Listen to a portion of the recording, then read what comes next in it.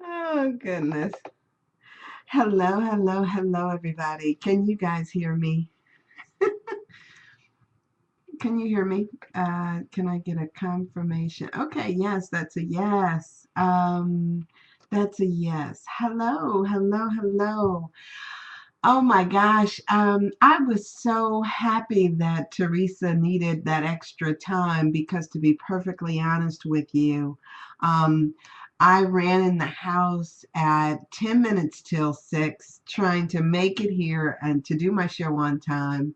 I run in here, I cut on my computer. I was not set up at the time. I don't know that I'm still set up. I was just totally am not ready.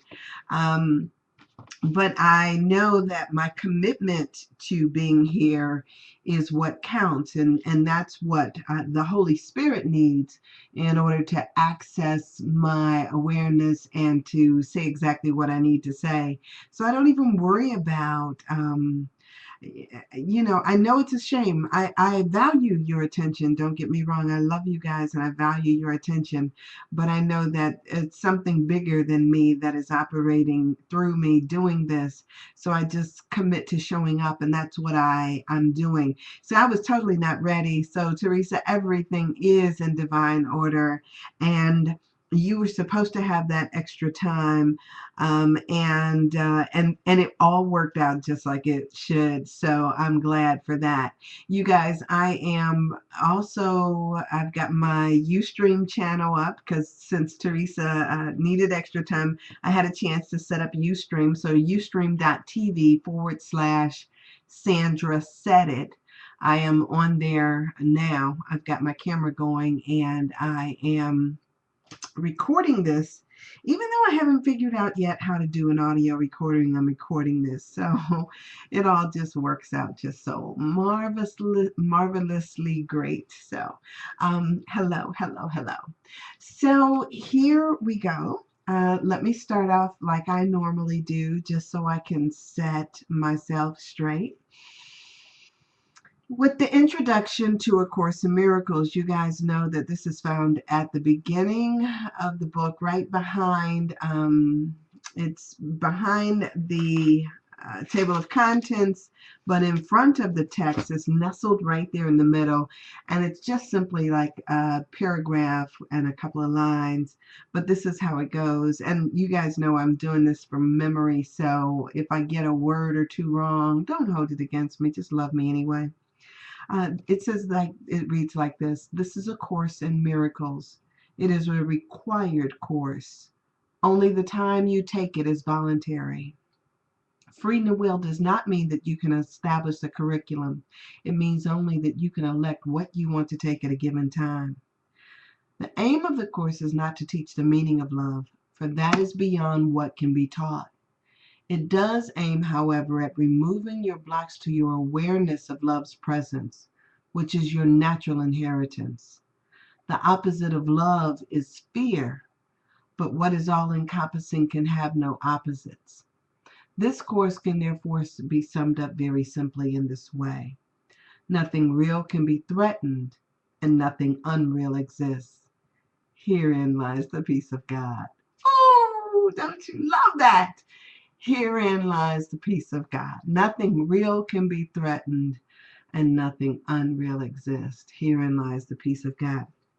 So, just for a moment, when I was reciting that introduction to the Course in Miracles, I'm always conscious of explaining to people that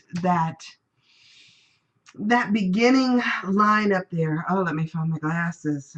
That says that this is a required course. This is a course in miracles. It is a required course.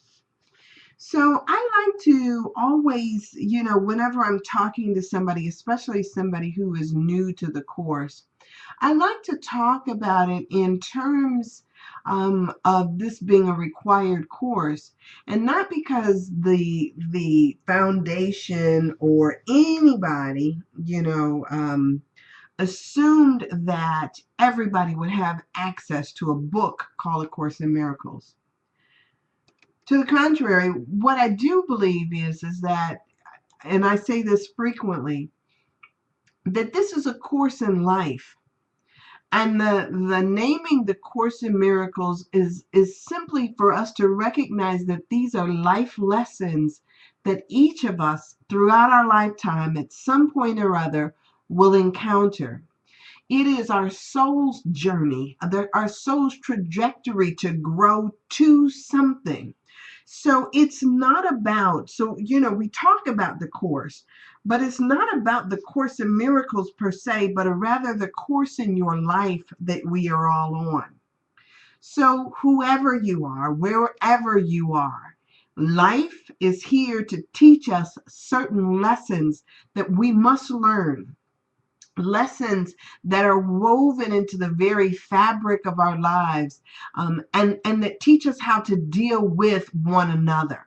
So for all of us, and okay, so I'm looking at, because I got all these things here. What is required is that we all forgive. Forgiveness is the path to heaven. But let me say this, that we are in heaven. You are going to heaven. There is no other place for you to be, regardless of whether or not you get it now or you get it later.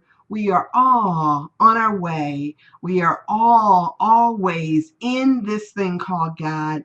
And regardless of what you think, what you may have done in your life, this required course is here to show you that it says in here, you need do nothing. All you need to do is know that you are taking this course in miracles. It is a required course. So it's funny, I used to tell people all the time, we used to summarize or try to summarize the Bible. And we would say, well, what is it? What is it? What is it that you think that Jesus's life was all about? I mean, all through the New Testament, from the time that he came on the scene and, the Word was made flesh and dwelled among us, to Revelations. What do you think that the course, what do you think that the lesson, what do you think that the mission Jesus was on was to teach us?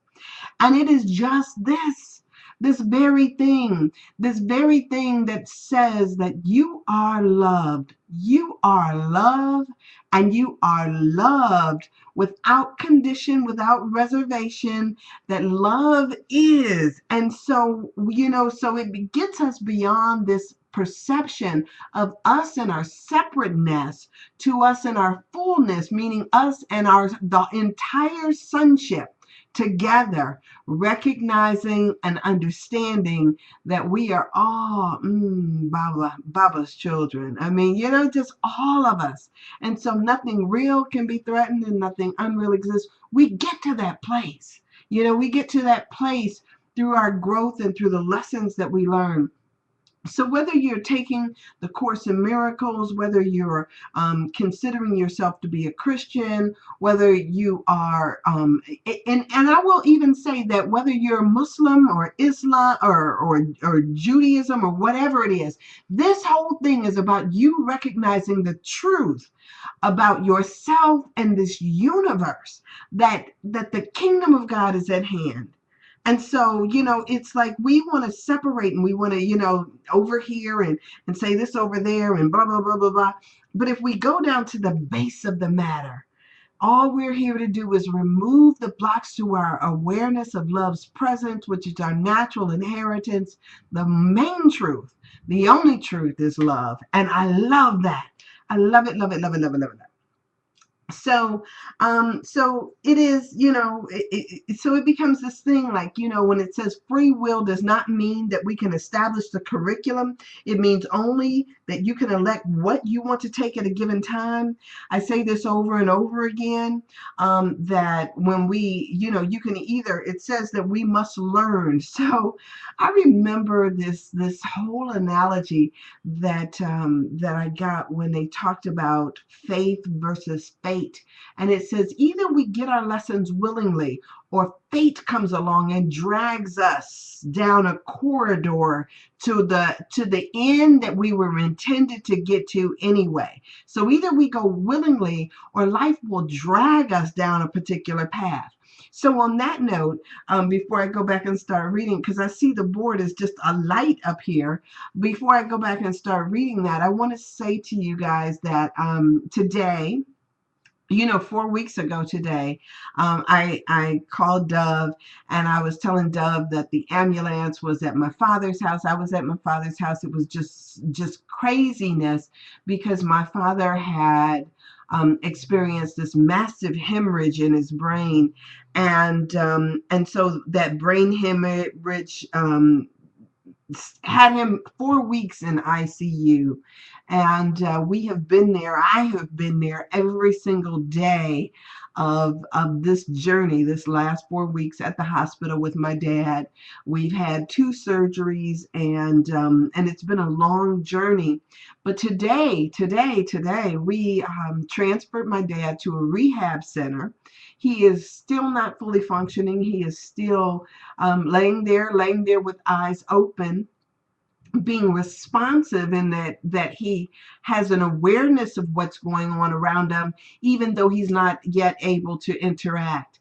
And so this damage and injury to his brain has been so significant that it has taken this giant of a man that I know, has taken him down for the moment, but has not counted him out.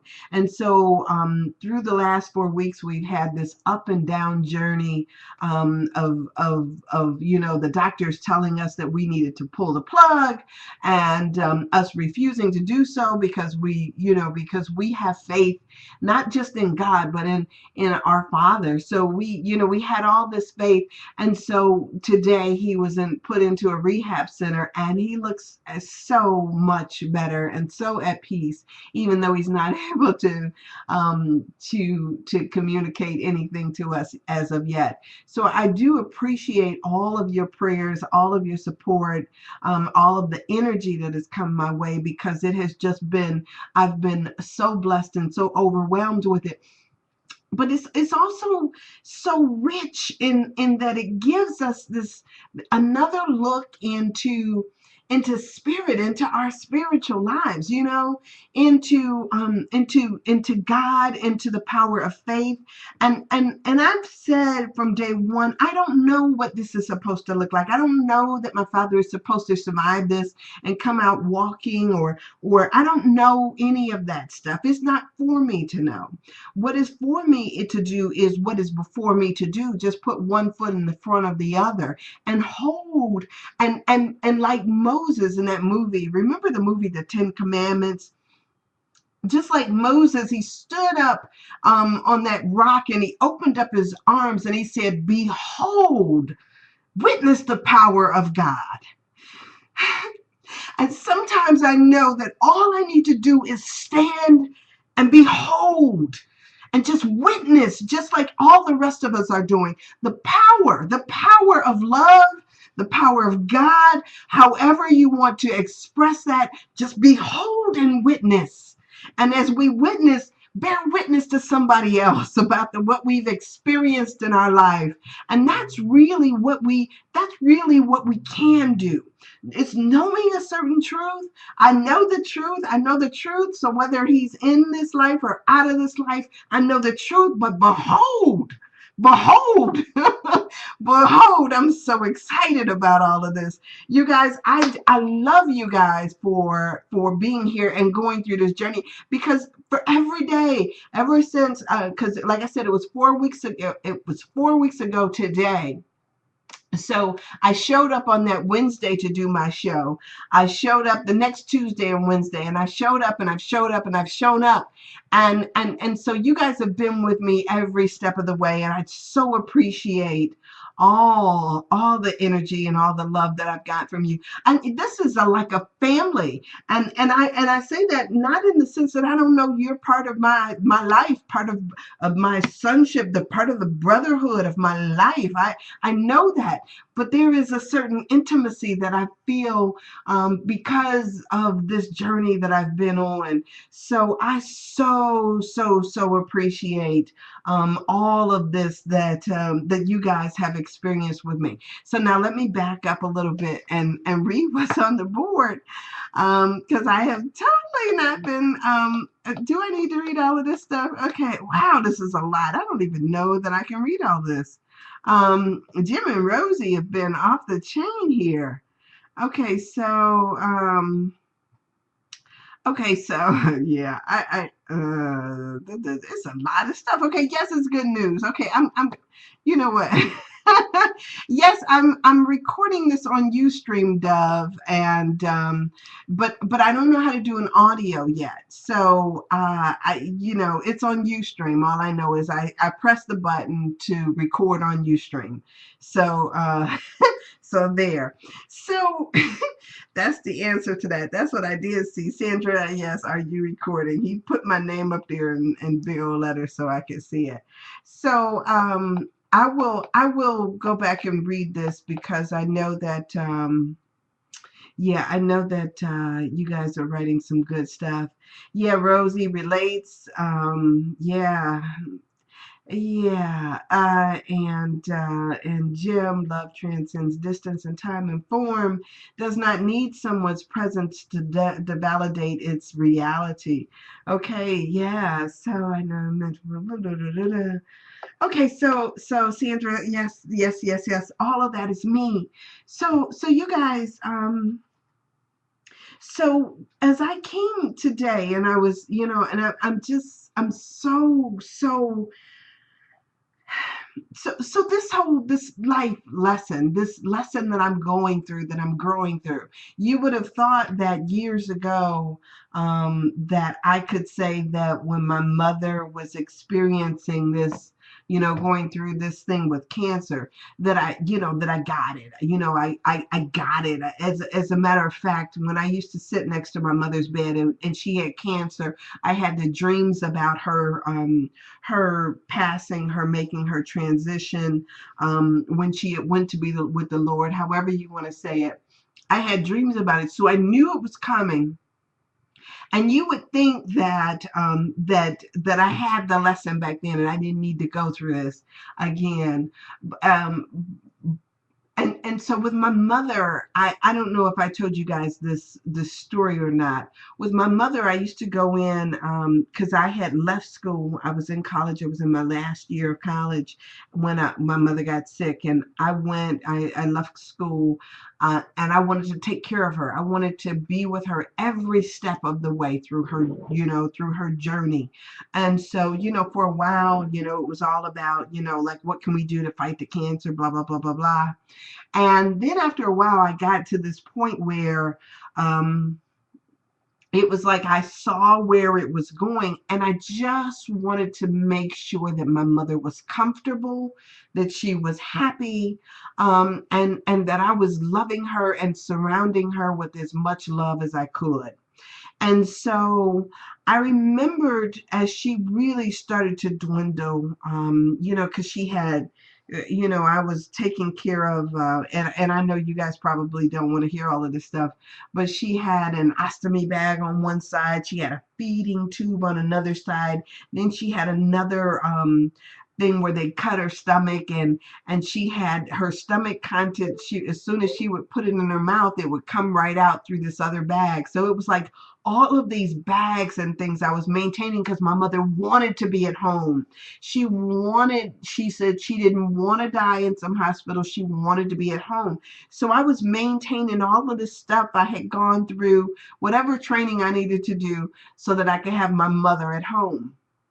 So I remember walking into that room. We had painted it a pretty lavender color, and we had just made it look so pretty. And I remember walking into that room and on one day, and I was spending all my time with my mother. I was sleeping on the floor next to her bed at night when she was having a hard night. And I remember walking in that room one day, and I was thinking to myself, okay, what am I going to talk about today? And I kept thinking to myself, okay, what am I going to talk to my own mother about? And at a certain point, I started asking myself questions like, when you get to a point like that, what really matters? What really matters? And so, at all of a sudden, I think all of us at some point in our lives ask ourselves the question, what really matters? What really matters when you know you're in your last days? What really matters? So is it, how is the car driving? What's the traffic like? What's the weather like? Is it the news that comes on television? I mean, what is it that really matters? Is it are you worried about at that point whether or not you're saved or not, or who said what at church? I mean, what really, really matters? And it was at that point that I realized that the only thing that matters is love. Love that you have given and love that you've received. It all boiled down to me to love. That was just if somebody had to burn off all the excess junk that we go through, if somebody had to distill life down into just like just a tiny little drop, love would be what would come out. Love, love, love, love, love, love. And so without that, without loving, and even Jesus, whether or not he's talking about it in the Course in Miracles or the Old Testament, when it all boils down to the base matter of it, is love. And so then I asked the question, what blocks us? What blocks us from loving? Why is it that we withhold love? Why is it that we don't give it freely? Why is it that we think that somehow we need to withdraw love? Why is it that we need to, feel like there's got to be some regulation, some that can receive it and some that can't, some that are, privy to it and some that are not, what is that? And if there's something that is like in the way of loving, then what is it that we need to do now to remove it? And that's what this course is teaching us. How to get all the other junk out of the way. How to get all that stuff out of the way. So our ideas about ourselves, our fears, our inferiority, our insecurity, this idea of who deserves our attention or who doesn't, all of that stuff, how do we then move it all out of the way? How do we recognize it, for what it is, for what it's doing, and then move it out of the way? And that's what we have to ask ourselves all the time. How do I move this stuff out of my way? Now, doggone it, I had a page. I was open to a page that I was supposed to. Okay, so here I found it. Whoo, Lord, I found it. Okay, so Rosie, you are like just a typing queen over there. I just wonder how fast you type. You are like on the ball. Okay. So, no. That's not a criticism, sweetie. That's not a criticism. That is a, you are on the ball, like thumbs up, like yay. I couldn't quite do it that fast. I'm not complaining by any stretch of the imagination. Please don't take it that way. So here's the thing. I think that a lot of times we are at war with ourselves. There is a part of us that has this childlike heart that wants to love everything and everybody. We've got this disposition that needs to connect with other people. There's that other part of us, that part of us that's the ego, that part of the ego that says, you know what, I can't love her because she types faster than I do, or because she's got better shoes, or because I like her husband, or because of whatever. I mean, I don't even know why it is that we think that we need to judge other people or withhold ourselves from other people. I have no clue why that is. I know that that I try to, and I'll admit this. I'll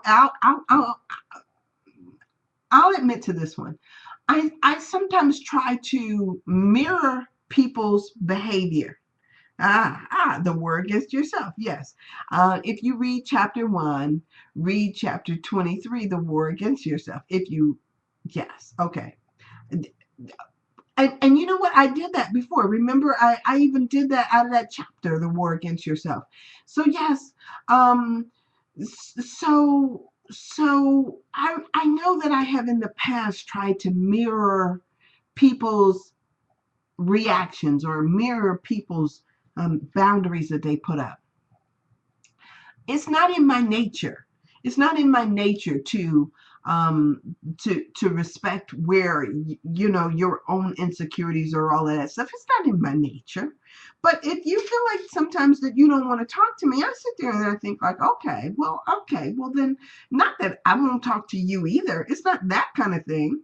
It's like, well, okay, until you decide that you want to talk to me too, I'll just not talk, that kind of thing. So I have been that person that has respected the boundaries that others put up. But that's not my nature. It's not in my nature to sit there and give into other folks' ideas. Just not. Wait a minute. Let me take this sip. I'm sipping on my tea. I'm sipping on my tea. Hey, where's Lynn? Have I seen Lynn in a minute? So here, only innocence is strong, nothing else is strong. I love that. Don't you love that? Only innocence is strong, nothing else is strong. Only innocence is strong, nothing else is strong. And you know what? I think I heard the show where she talked about that innocence.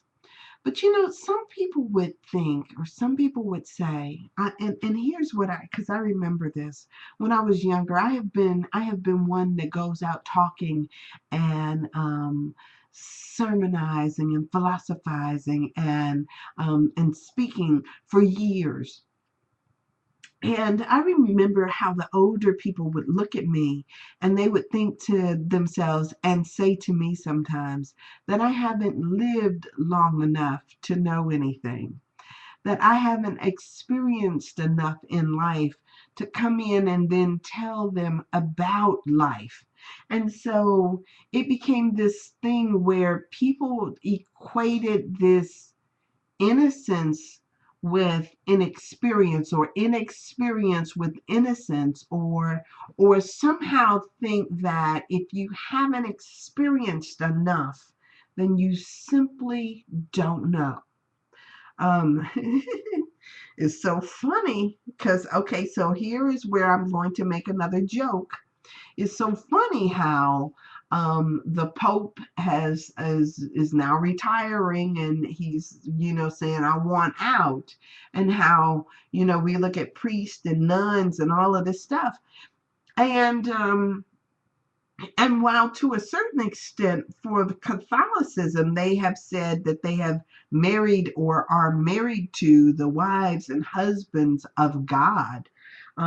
There is this other part over here that says, how do you truly understand love and love's relationships if you haven't really thrown yourself full tilt into the fires, the passion, the love, that physical love that people have one for another? If you haven't really thrown yourself in there, how do you know about, and how can you then talk about this idea of love and love relationships, and what it causes one to do, had you never experienced it?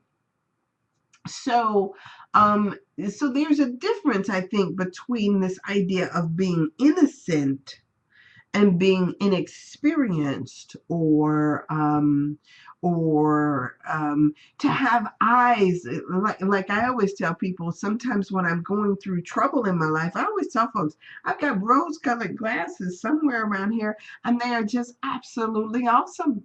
I choose to see life in a certain way, and that choice dictates how I respond to everything. So sometimes when I'm getting upset or I feel things going out of kilter, I grab my rose colored glasses. I don't know where they are. They're usually really close at hand right here. These now are blue. But I've got rose colored glasses. I put my rose colored glasses on and I sit there and I wear my rose colored glasses until I get the correction in my vision, because I know that the correction is there because I called for the correction. Me picking up my rose colored glasses are symbolic of the fact that, you know what, my ego mind has reared its head. Now it wants to dictate and say that something here is wrong. Let me put on my glasses to adjust my vision, and once my vision is adjusted, then I can therefore take them off, because now I know the truth. And so at times we're all like that. We're all going through this thing of understanding why it is that we are blocking our love that wants to come in, love that wants to flow it through us, be us, all of that other stuff. We're blocking, and why would we be blocking? So, okay, so here is, before I even started any of this stuff, innocence is free from egoic ways. Yes, innocence is purity. Innocence is strong. Nothing else is strong. Yes, yes, yes. And so, so here, oh, I love life. I love life. I love life. So when I opened up the book, when I came in here to sit down, I opened up the book, and where I opened it up to is to the chapter 23, the war against yourself. It was already open here. I'm not kidding, Dove. It's already open here. And the irreconcilable beliefs. So, so as I was perusing this, and I was thinking that, so often, I mean, I'm just so overwhelmed sometimes.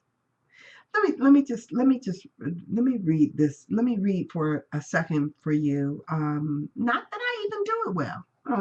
But let me read for a second for you, because I just want to, and I think it'll calm me down a bit. It says, I'm going to, out of irreconcilable beliefs. Um, Let me start off in this second chapter. Do you not realize a war against yourself would be a war on God? Is victory conceivable? And if it were, is this a victory that you would want? Mm. The death of God, if it were possible, would be your death. Mm. Is this a victory? The ego always marches to defeat because it thinks that triumph over you is possible. And God thinks otherwise.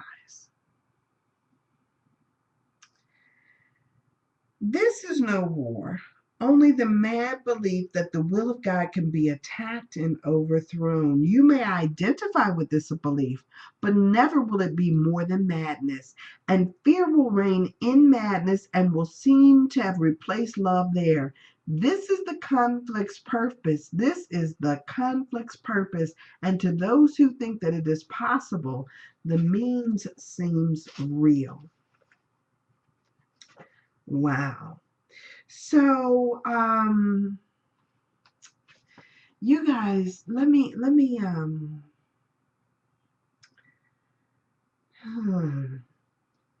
there is, um,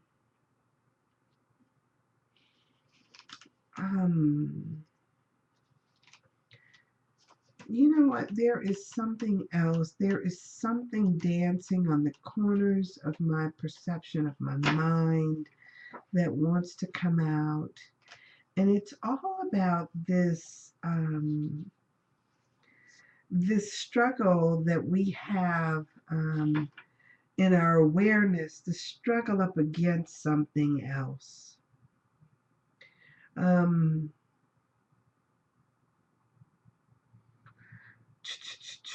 so let me see. Let me see.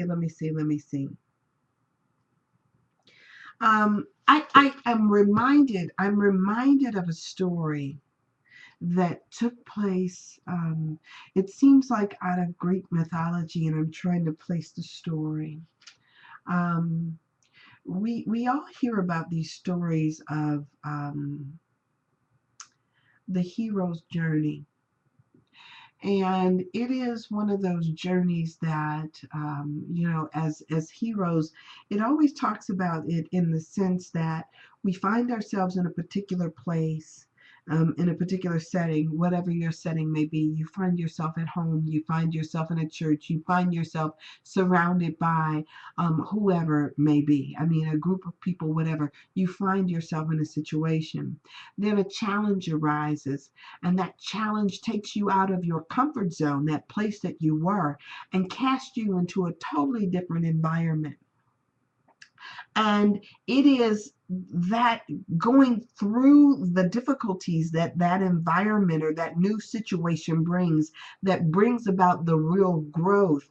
But then for every journey of growth, there is a circling back. So we go out from where we were and then we circle back till we come home again. And when we come home again, it's almost like that saying that in that book that says you can never step into the same river twice. So that journey that we've gone on has really caused a change in who we are as people. And then when we find ourselves back at home, maybe we're back at home, but home is never the same again because it within the journey we've had certain revelations and recognitions that it's caused a change in the view of our perceptions of ourselves and the world around us in our lives, and has changed us forevermore. I mean, in spite of all that we do, when people, ask me how I'm doing and send me these little messages and cards and everything, I'm always saying, well, it would be nice, after 4 weeks to get my life back to normal. But there's going to be a new normal for me. Just like for every one of us, the journey causes us to have a new normal. You can never go back to the same person you were before. Even this course, because it is a course, it's a journey, a life's journey that takes you from where you were to a new place of being. And once you've taken the course, once you've gone through a course or taken a journey, you can never return back to the old way of being again. You are inextricably changed. And even if you don't believe it, it tells you right there in the workbook. Belief is not necessary. It's not required. We only ask that you do the lessons. And if you do the lessons, then the change in you occurs. It's not telling you how to think or what to think or any of that stuff. It's simply asking you to walk the course. And it's taking the journey, the hero's journey that changes us into who we are to become. So this is a journey without end. It's a journey without end. And so this idea that we get to come back home again, yeah, you come back home in a sense, but you're never at home in the old way that you used to be, because now your eyes are open and everything looks different to you. You're a different person because of the journey that you've gone on. And so it becomes this thing of like these irreconcilable beliefs that I've had, that we've all had at times in our lives. We've had these beliefs, and we've had these beliefs that there is something to war against. I shared with you guys before. that I used to not want to when I was in the, going to traditional church, I used to not want to be saved because I was thinking to myself that, being saved was so boring. I mean, it was just excruciating. I was like, no way do I want that life. I don't want to be a goody two shoe. Whatever that meant, I didn't want to be that person. I didn't want to live my life thinking about the life to come, what was going to happen in the sweet by and by. I didn't want to invest my now moment in the hereafter only. I wanted to be able to live here and now. And so, when I was in that other, when I was there in the traditional religions, I was like, no way am I doing that. No way. I felt like Neo in the Matrix. No way am I doing that. I was like, no, not having it. So now, when I found truth, when I found, when I got into to Science of Mind and the Course in Miracles and all these other things, and I started figuring out that it wasn't about that. It wasn't about any of the stuff that I thought it was. I got to a point where, and I'll tell you guys this too. I went to when I was.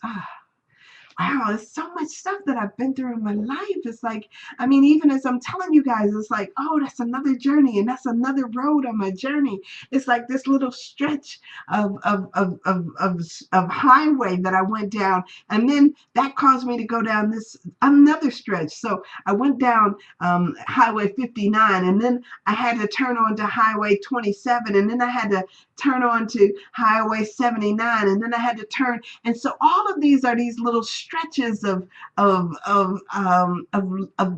highway that I had to do. Hey, yeah. You're so funny. But all these little stretches of highway that I had to do, it was like this circuitous route that took me to where I am now. I love it. So when I think about it, and I'm thinking about all this stuff that I've been through.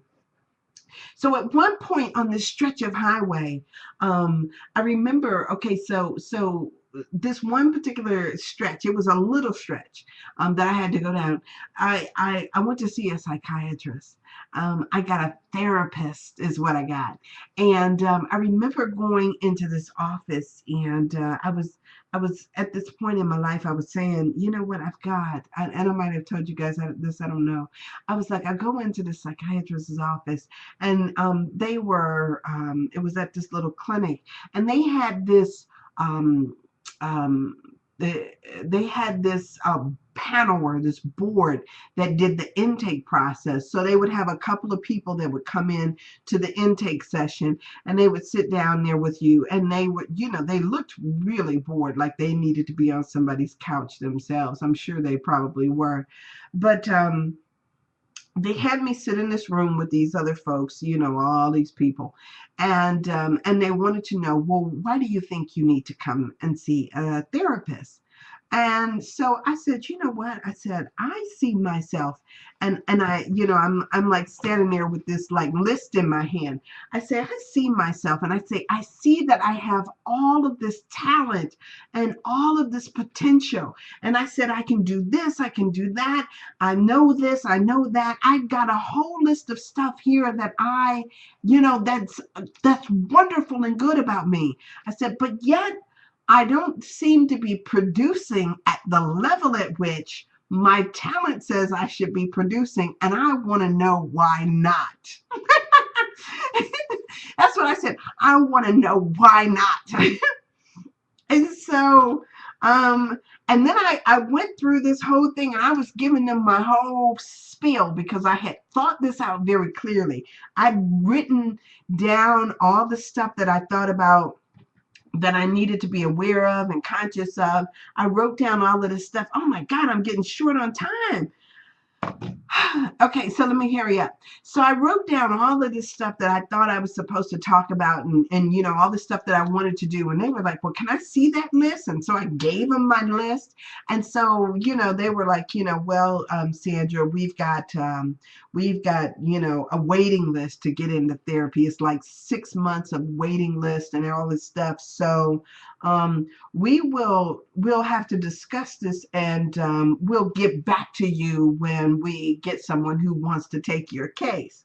So these folks walked out of the room, and they were gone for maybe about 5 minutes while I'm still sitting there.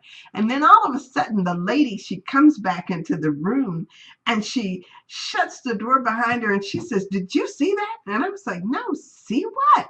And she was like, "They were literally out in the hallway fighting because all of them want to take your case. They all wanted you, and so they all want to work with you. So if you want to start next week, you can start whenever you like." And I'm thinking like, "Oh, great." Right? So this little stretch of highway that I was on required that I go in there and I talk to somebody every single week. And it was so funny because I would just go in and I would sit down and I would talk just like I'm doing to y'all. I just sit there and talk. And I was, for a while there, I was wondering like, okay, all this talking I'm doing, it's not like this guy is telling me anything about me. It's not like he's, I didn't feel like I was learning anything. I was just there talking, and he would ask me questions about, why did you think that? And what do you think about that? And blah, blah, blah. So I didn't feel like I was doing anything. And so finally, after I'd been going there for about, I don't know, 4 months or so, I finally asked him, so what do you think is wrong with me? And he's like, he laughs at me and he says, "Wrong with you?" And he was like, "What do you mean?" I said, "Well, why do you think? I'm not doing what I ought to be doing." And he says, "Well, Sandra," he says, "I'll tell you something." He says, "I live for my Tuesdays with you." I'm just giving this a Tuesday as a day. He says, "I live for my Tuesdays with you." He says, "I can't wait till you get here." He says, "It's so darn exciting for me to have you come into the office and talk to me." He was like, "I don't have any other patients like you. Everybody else is depressed or down or not living their lives or anything like that." He says, "But what I think about you is that if I had to put a label on it," he says, "you have this thing that I call, or that's called cognitive dissonance." And so he said that cognitive dissonance, from what I understood him to say, what he told me was that my idea of myself, and my actual self was not lined up. It wasn't meeting in the middle. And he says, and you've got to figure out a way to line up your thoughts about yourself with the truth about yourself. So I was like, really? So he says, he says, at a certain point you have to make peace with what you think is the bad girl. The good girl and the bad girl need to make peace. He says, and you're not at peace with the good girl and the bad girl. And I realized that some of that came from that upbringing that I had, that bullshit teaching that I had that said to me that I couldn't find all of that inside of myself. Yes, Beauty and the Beast. I couldn't find all of that inside of myself. I had to be at war. And so these irreconcilable beliefs are something that we all have. And until we get to a point where we stop trying to be other than we are and make peace with who we actually are, we'll always be at this point in the road, this fork in the road that's saying, who am I? So it's like at a certain point we have to, all of us, I think, has to stand back and do this thing just like I did and say, behold, and look at the wonders of what God produced in us, as us, and it is us. And so, yes, it becomes all of that stuff coming together for who we are. And so, I'm so awed by all of these little highways and byways that my life has taken, all the different things that has happened to me and how they come together. And is it the irreconcilable belief? If I could, if we all could just see ourselves as God sees us and stop judging and stop thinking, like, oh, I got to get into heaven, and realize that you're already there.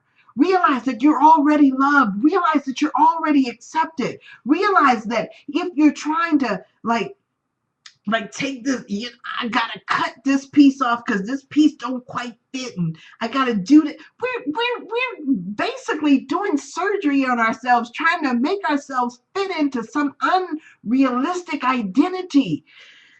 Let's remove the blocks to our awareness of love's presence, which is our natural inheritance, right? I mean, if we could just do that, yes, if we could just do that, we would be so much further down the line. You need do nothing. You are already just juicy, wonderful, perfect, beautiful, all those things. Yes, just right. So, so this mistaken idea that we have, this war that we're having up against ourselves, we need to just drop it. Just lay down our weapons and just truly get into this thing. Just get into ourselves. Y'all, I love it, love it, love it, love it, love it, love it, love it, love it. Okay, so am I going over my time? Am I going over my time? Yeah, because I mean, this is just so wonderful. Okay. Let me read this. Okay, because I see, and Regis is on here, and hey Regis, and everybody is on here typing all this stuff, and you know what? I don't know. Maybe is it for me to read? Okay. Not sure I need to go looking for God. Moment to moment, choosing kindness is about as hard as I want to work. I've been called an atheist because I don't go to church. You know what? And so it's not, like for me, I'm sitting there and I'm thinking to myself that it's not about how other people perceive me. It's not about what other people think about me. I recognize that my family is still in all the traditional religions. I realize that I've got friends that want you to know that they're Christians. I got friends that are Muslims, and it's so funny because I don't know if I was on here when I told you guys that I got a girlfriend, good friend. I love her, adore her, who is Muslim, and during Ramadan, she took me to one of their when they break the fast, that night. She took me to one of those things, and I tell you, I walked in there and I was I had on, and I'm not a small girl, and I had on my mini skirt and I got on my little top, so I had, cleavage and everything. I went in there and I ate well and everything, and everybody else is covered head to toe. And for me, it becomes a thing of me just being at peace with me, just being at peace with me. And so what you and how you choose to believe and think, blah, blah, blah, blah, blah. I'm not there. I'm not there. I'm at a place where I'm bringing all of my severed selves together. This thing, I could see peace or pieces, like Dove said, or Dove shared last week. I could see peace or pieces. If I want to, cut myself into all these little pieces and have this person over here and this Sandra over there and blah, blah, that Sandra over there and this Sandra over there. So I got the goody two-shoe Sandra over here, and I got no part of me is a virginal Sandra, but some people think, whatever they want to think, that the goody two shoes does exist. I got all these pieces of myself, and all I need to do is learn how to love all of my pieces. And in loving all of my pieces, I can learn how to love and see all of your pieces and love and accept all of those wonderful pieces too. And stop with all this stuff that would say that something is wrong with any of it. So yes, come to peace within ourselves, acceptance, and love ourselves. Yes, Chris. And so all of us, I bless your heart. Thank you for praying for us, because we so appreciate it. We feel surrounded. We feel loved. And I just appreciate it. I appreciate it. The ocean of love, the wisdom of God, God's grace. It's just so wonderful. So, I'm here. And no matter what highway, no matter what road, no matter what little detour I've taken, it's, if I think that there is some other possibility, some other other destination, I probably would be concerned. But I know that in the end, all roads, everything leads us to the same place. It's all God. It's all that love. It's all that together. And there is no place that I can go, nothing that I can do that is outside of this realm of God and God's love for me, and for you, and for this acceptance. I know this. So whether we're going through this war against ourselves, or we think that we're at war, the end result is always certain. The end result is love. And so once we get through with this fictional fight that we're doing, we figure out that at the base of it all is just love. It's just love. It's just love. So what else matters? Nothing. Nothing. What matters, if we distill life down to its very essence, is just love. So when I say that this is a required course, it is. It is. Because all you figure out in the end is just either, it's so funny. All of this stuff, it becomes this thing about, it in the end, what else matters? What else matters? If I forget how it's said in the New Testament. It says, if you have done all these things but have not loved. I mean, what is that? What is that? So let us just be about the business of loving. The course is not complicated. None of this is complicated. None of it is complicated. None of it is complicated. Once we recognize the fact that it's all love, all love, all love. What's blocking us to our awareness of love? Most of the time is just ourselves. It's always just ourselves. We've forgotten who we are. It's just ourselves. That's what's blocking us. That's all there is. Get out of the way. Get out of your own way. Yes, yes, yes. All right, so you guys, I love experiencing my emotions too. And you know what? That's a whole nother thing.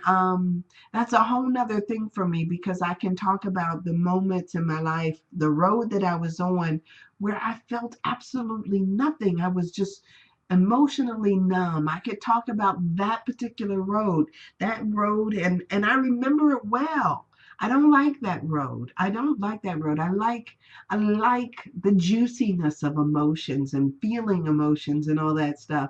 But that was a short road. And so now I'm on a new road. I'm on a new high. And to some extent, and let me say this, because I keep joking about it. I keep joking, and I jokingly said this. I jokingly said this in front of somebody that came to see my dad the other day. I keep saying, my father always says to me, he was like, if you would just go ahead and get married, I could die in peace. And so I have to recognize who I say that around, because some people are sitting up there thinking like, oh, well, let's do your dad a favor kind of thing. But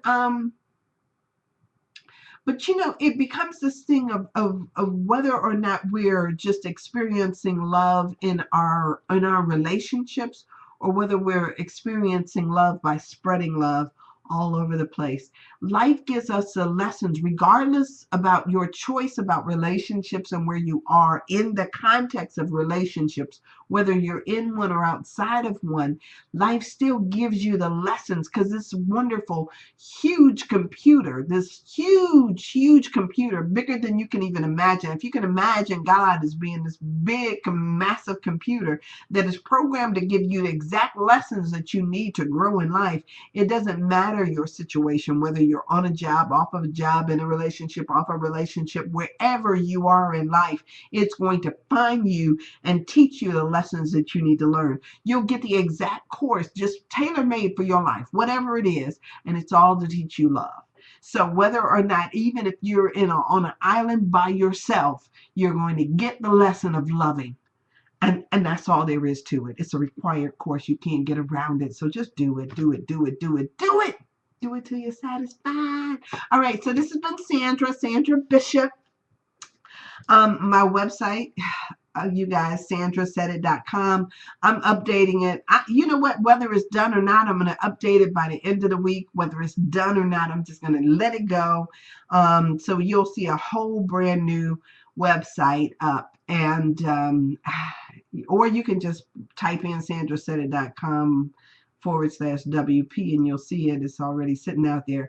You can follow me on Twitter at Sam Bishop, like Dove just posted, or you can friend me on Facebook. I'm Sandra D. Bishop or Sandra Thrives, whichever you want to do. I love you. I love you. I love you. Thank you so much for joining me. And I'll be here tomorrow, you guys. I'll be here tomorrow. And then again, Tuesday and Wednesday of next week. But one of these days I've got to drop off. But I love you. And thank you for taking this journey with me. You guys, thank you. I appreciate your prayers. I truly do. And I love you. So I'll talk to you soon. Thank you. All right, I'm dropping the mic. See ya.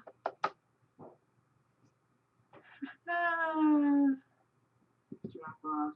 But I love you and thank you for taking this journey with me. You guys, thank you. I appreciate your prayers. I truly do. All right. Thank you so much, Sandra. What a wonderful rush that was. All right, I'm having you here for this hour. And the good news is Sandra returns tomorrow night. That's right. Wednesday evening, same time, 6 p.m. And I want to thank you for giving that extra time to Teresa. And I did call Sullivan, who's a business teacher. And I'll just be here any minute now. And